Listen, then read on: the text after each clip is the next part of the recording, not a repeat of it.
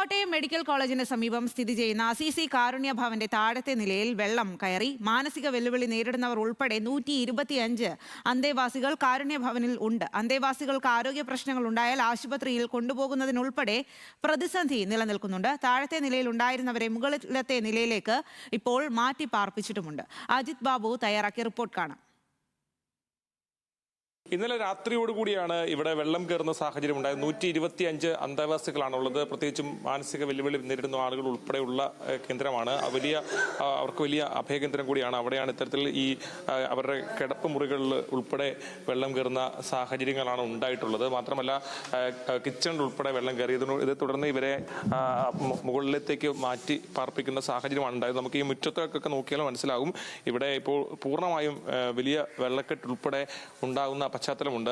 ആ ദൃശ്യങ്ങൾ കൂടി മുറികളിൽ നിന്ന് ഇപ്പുറത്തിൽ മുറ്റത്തേക്ക് വന്നാൽ അവിടെയും അതേപോലെ തന്നെ വെള്ളക്കെട്ട് രൂപി നിൽക്കുന്ന സാഹചര്യമാണ് ഇപ്പോൾ നിലവിലുള്ളത്. ആ ദൃശ്യങ്ങൾ നമുക്ക് വ്യക്തമാണ്. ഏതാണെങ്കിലും അടുക്കള ആണ് അവിടെയുള്ളത്. അടുക്കളയിലും വെള്ളം കയറുന്ന സാഹചര്യമാണ് ഉണ്ടായിട്ടുള്ളത്. എങ്ങനെയാണ് ഈ വെള്ളം ഏത് സമയത്താണ് കയറി?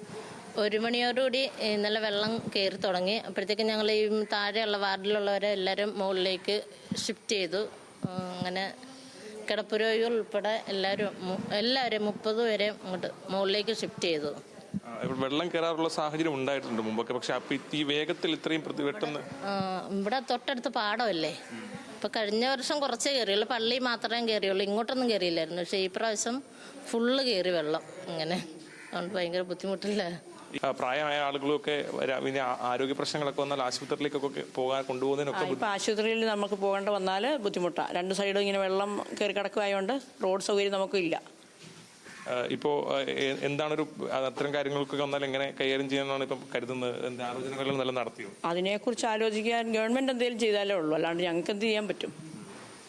ഏതാണെങ്കിലും അതാണ് വലിയ പ്രതിസന്ധിയാണ്. പ്രത്യേകിച്ചും 125ഓളം അന്തേവാസികളാണ് ഉള്ളത്. ആ അന്തേവാസികൾ ഉൾപ്പെടെ ഉള്ള പശ്ചാത്തലമുണ്ട്. അതുകൊണ്ട് തന്നെ അവരുടെ ഉൾപ്പെടെ പ്രതിസന്ധി ഇപ്പോൾ നിലനിൽക്കുകയാണ്. ഏതാണെങ്കിലും വെള്ളം ഇറങ്ങുമെന്ന പ്രതീക്ഷയിലാണ് നാട്ടുകാരും ഇവിടുത്തെ മനുഷ്യരുമെല്ലാം.